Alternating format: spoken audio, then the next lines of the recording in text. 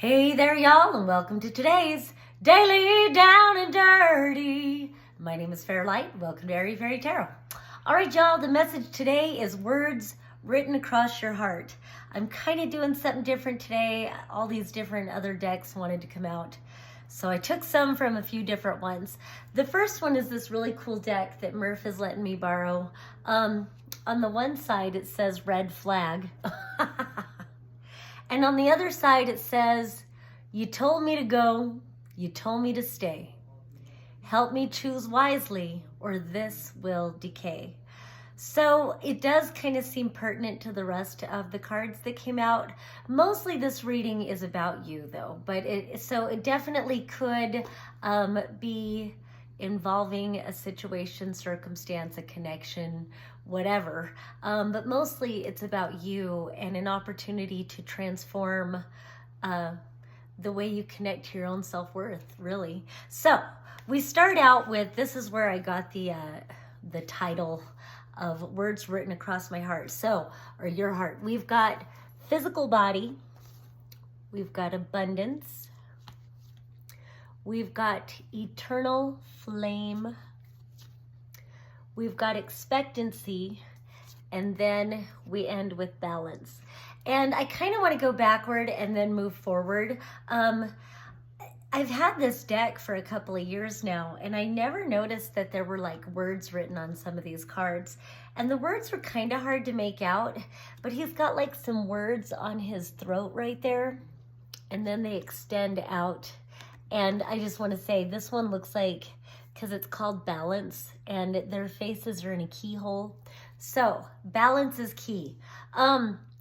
So the words I can make out is, it wounds to avoid. And so that like goes right along with, you told me to go, you told me to stay, help me choose wisely, or this will decay. It wounds to avoid. And then I was looking, more closely, and then I saw that there's like words all over this heart.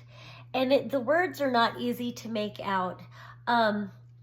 I noticed above it, you can see the word move. There's other words too, but it's hard to understand what they say. But this says move, and then underneath it, it says other star, I am forever. So something about moving to another star. I want to say I am eternal. I am forever. And it is called the Eternal Flame card. So that's something about self-knowledge and knowing your eternity. Move to another star, though. And I didn't expect to like go deep into it. I wanted to just talk about the words and then move backwards, but I'm going to stay on it. And then on the inside, it says something about light. I thought I could make it out before, but now I don't remember what I figured it said. Light me so. I don't know. What I was going to say, though, is whatever connection or whatever this is talking about, of course, I want to say move into your own light, kind of a hermit kind of an energy. But it's okay if you have gotten a lot from whatever the situation is, connection, person, whatever. It's okay if you got a lot from it and you're also at a place where it's time to move on. It doesn't devalue the experience you had. And I think that's something it's important to come to know. It's seeming like if we're talking about especially like romantic relationships, but even friendships, even jobs, whatever, we're meant to have experiences. We're meant to learn. We're meant to grow. We're meant to evolve. We're meant to, have a preference and to recognize our ability to make choices and to choose what is most authentic to us and to give those things our focus. And sometimes, these things go out of alignment with who we are. And so in that eternal flame that you are, in that eternal heart, it's written across your heart that, it's okay to move to that other star. And then I noticed here on this abundance tree, there's a heart above her head with words on it too. And I can't make out the fucking words on that either, except I think there's the word love. love, maybe fool, I don't know, whatever. But, and then we come to the physical body. So now I want to kind of break it down. I'm getting deja vu. What really hit me about both of these cards is that there are spirals on both of these cards. Spirals on her physical body, spirals on the tree. You know, spirals, it's like how life, we evolve. It's this whole spiral. True time is cyclical in nature. And so like the earth goes around the sun in a spiral, and the moon goes around the earth in a spiral, all of the planets going around the sun, and even the sun goes around the spiral of the galaxy. So it's all cyclical in nature. And so for these new spirals to be coming in, it reminds me of like sometimes in palm reading, I'll identify that somebody is a channel. And so as a channel, we are conduits for, you know, new information. We're conduits for light, and light is information, illuminating new things. But along with that new information is a different vibrational frequency. And so there's this alchemy that can take place both within ourselves and those who are interacting with our energy fields, and they're mixing their energy fields with ours.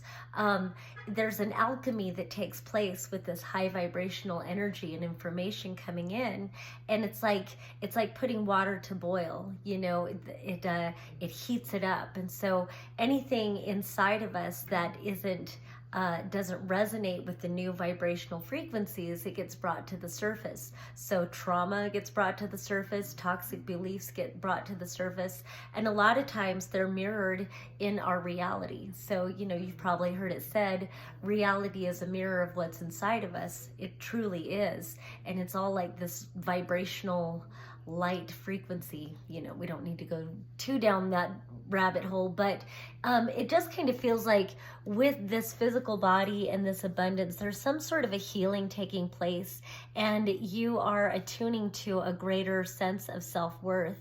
And so I have a sigil that I made where I draw an infinity symbol, and on one side of it is about abundance and prosperity, and the other side of it is health and wellness. And so this infinite abundance and prosperity, infinite health and wellness. And that's kind of what this is reminding me of, that it's like as you come into deeper and greater self-worth, as you heal any of those worthiness issues, then your abundance is reflected in that.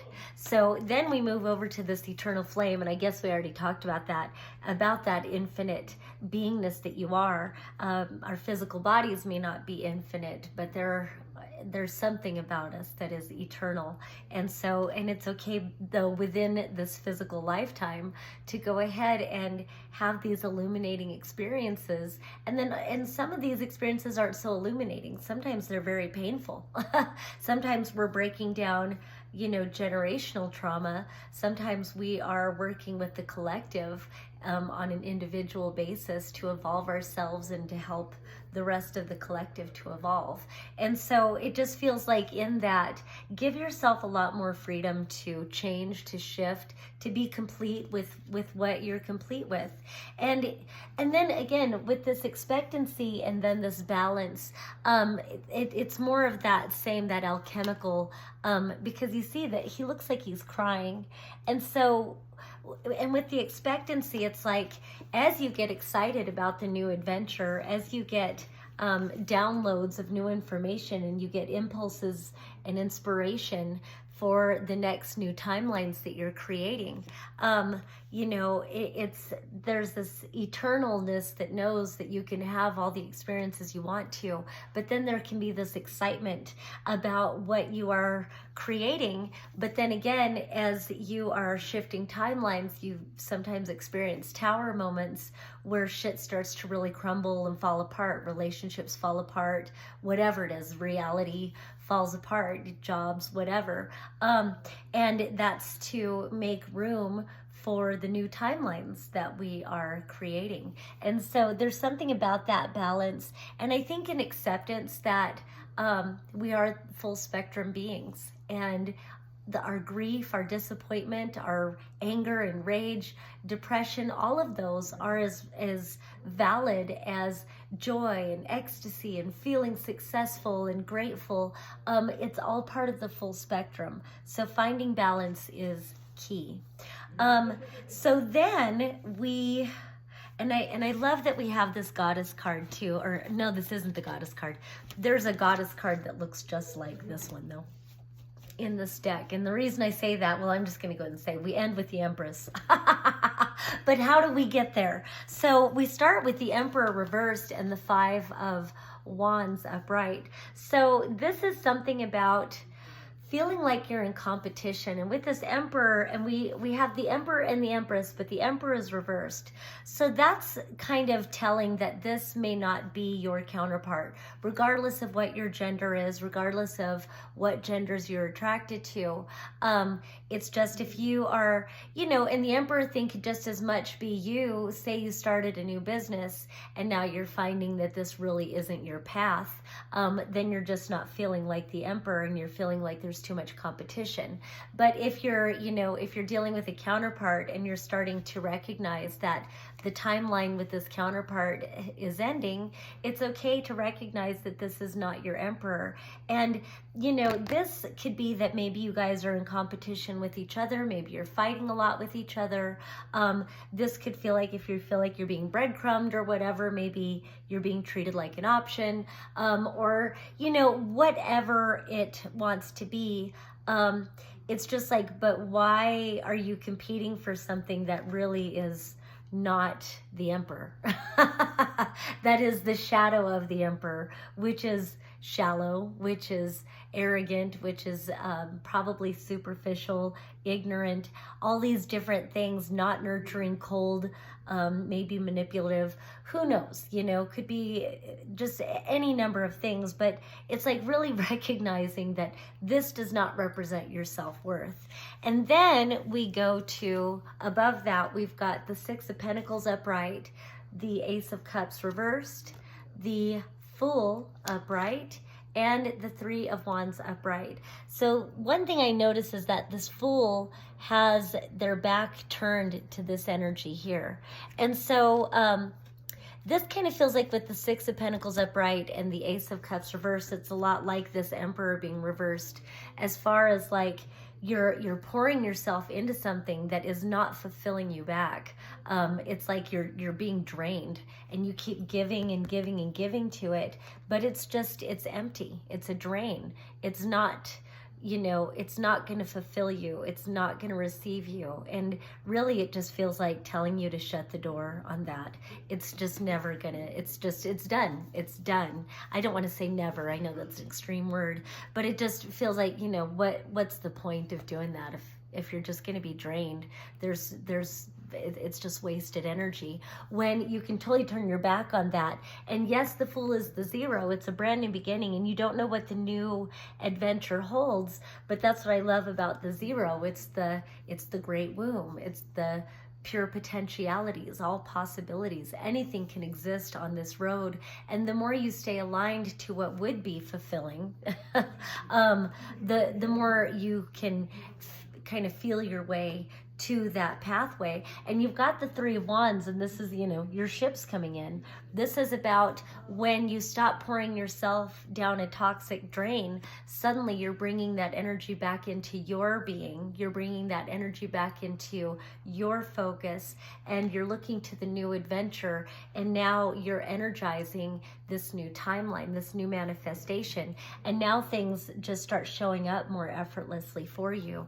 And then you end up realizing you are the Empress. And so you don't even have to try that hard. It's not even so much being the Emperor about going out and conquering. It's more about receiving, knowing that you deserve all the best in life, knowing that you have planted those seeds and you have been cultivating those seeds, and you'll continue to invest in yourself and you'll continue to cultivate and nurture and nourish those seeds, whether those seeds represent friendships or relationships of all kinds, or business opportunities or home, whatever it is, but you're nurturing and nourishing these and giving birth to new creative ideas that really represent your authentic expression and your sovereign power. So really coming into a great self-worth and a lot of love.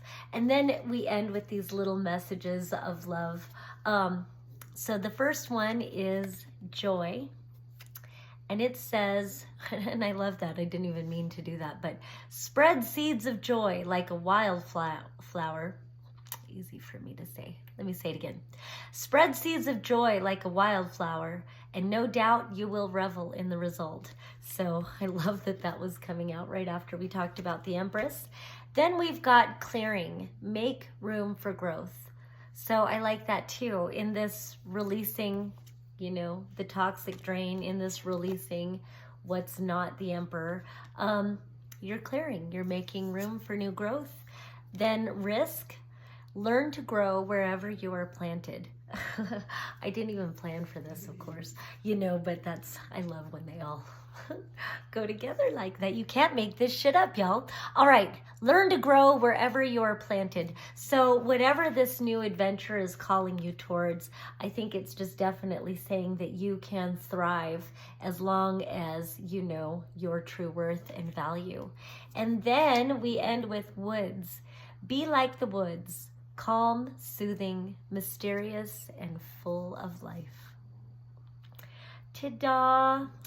All right, well, that's all I have for you today. Thank you so much for watching. Once again, my name is Fairlight. Peace and love until next time.